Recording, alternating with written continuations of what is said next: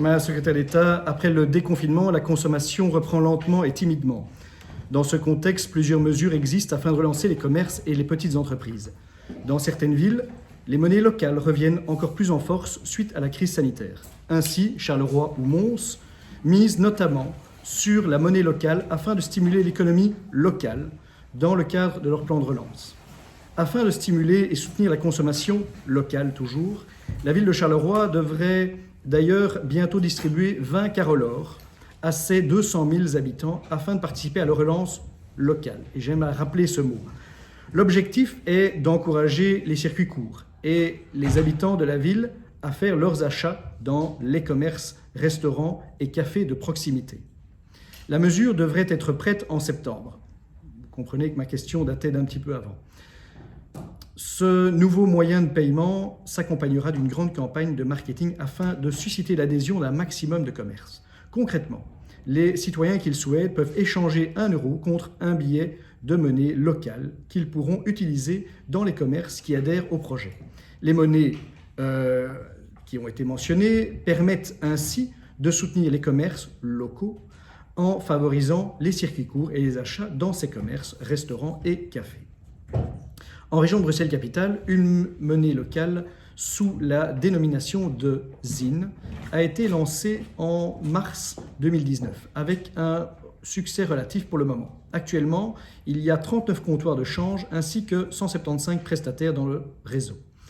Épiceries, restaurants, bars, centres culturels, de milieux associatifs, prestataires indépendants, théâtre, cinéma, escape room, photographes, plombiers, slow fashion, cosmétiques, etc. Pour ces raisons, Madame la secrétaire d'État, je souhaiterais vous poser donc les questions suivantes. Dans sa déclaration politique régionale, le gouvernement wallon affirme qu'il encouragera les monnaies complémentaires locales et éventuellement régionales.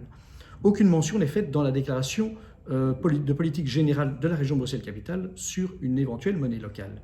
Qu'en est-il de la position du gouvernement bruxellois à cet égard? Un soutien spécifique pour cette monnaie d'usine a-t-elle été proposé parmi les mesures économiques post-Covid-19? Une évolution croissante de l'utilisation de cette monnaie locale a-t-elle été observée post-Covid? Quels sont les projets avancés afin de mettre en avant la monnaie locale ZIN auprès des Bruxelloises et des Bruxellois? L'Université libre de Bruxelles avait prévu de rendre une analyse pour la fin de l'année 2019. Qu'en est-il? Quelles sont les recommandations, le cas échéant?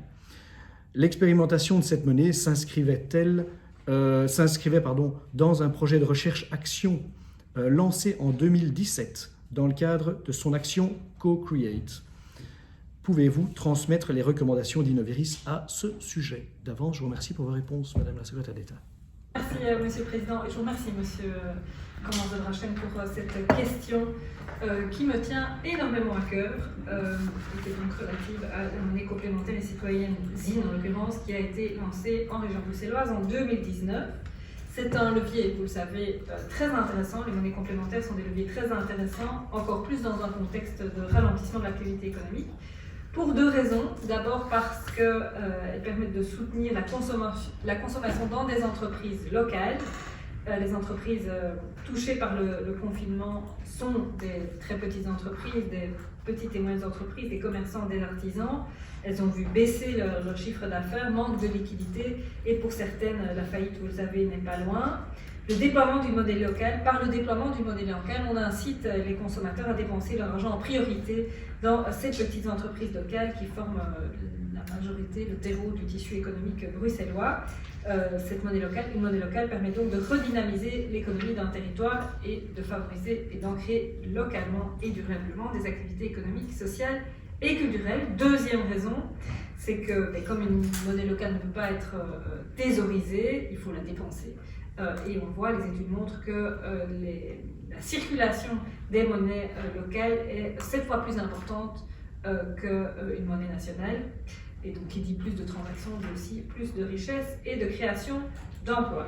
Alors, pour l'instant, à l'échelle de la région, environ 100 000 ZIN sont en circulation pour 2000 utilisateurs particuliers et 200 professionnels.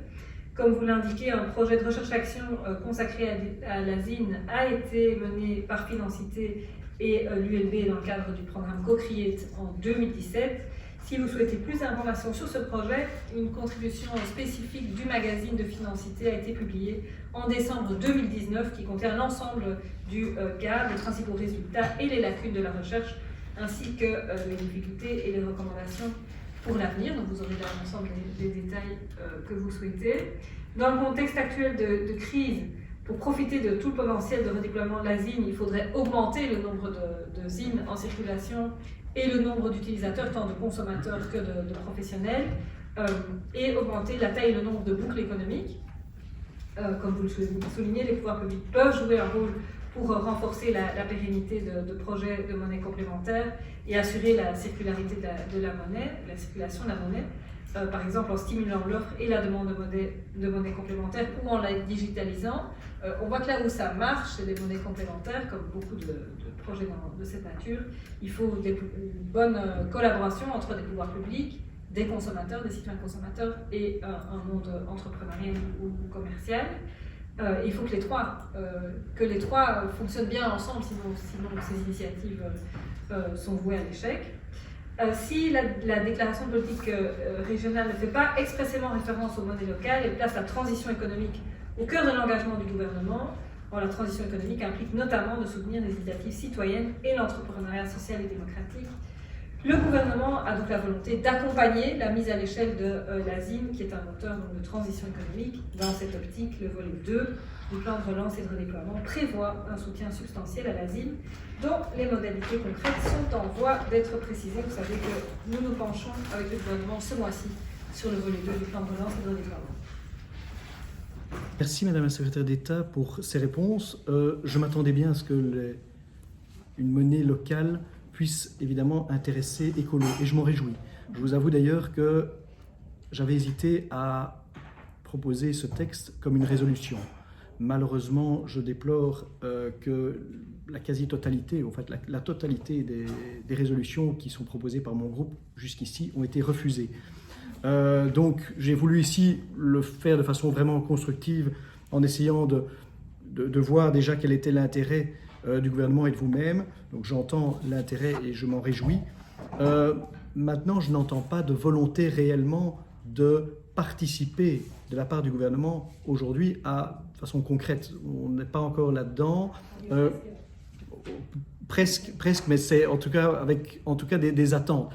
Je voudrais peut-être vous encourager à regarder ce qui s'est fait du côté de Charleroi et Mons. Je pense que pour certaines de ces majorités, votre parti d'ailleurs est membre de ces majorités, peut peut-être obtenir déjà un premier état des lieux pour voir ce qu'il en est. Vous avez raison, je partage aussi cette analyse. 100 000 ZIN, ça n'est pas assez pour démarrer avec un véritable plan de relance, mais aujourd'hui, il faut aussi donner une confiance. Ne pas avoir une confiance en une monnaie, c'est le premier risque par rapport à son utilisation. Si on se retrouve avec X ZIN dans son portefeuille, mais qu'on sait qu'on ne pourra pas les utiliser, c'est le plus sûr moyen d'encourager les gens à rejeter vite cette monnaie pour revenir à quelque chose qu'ils connaissent et en lequel ils ont plus ou moins confiance, à savoir l'euro.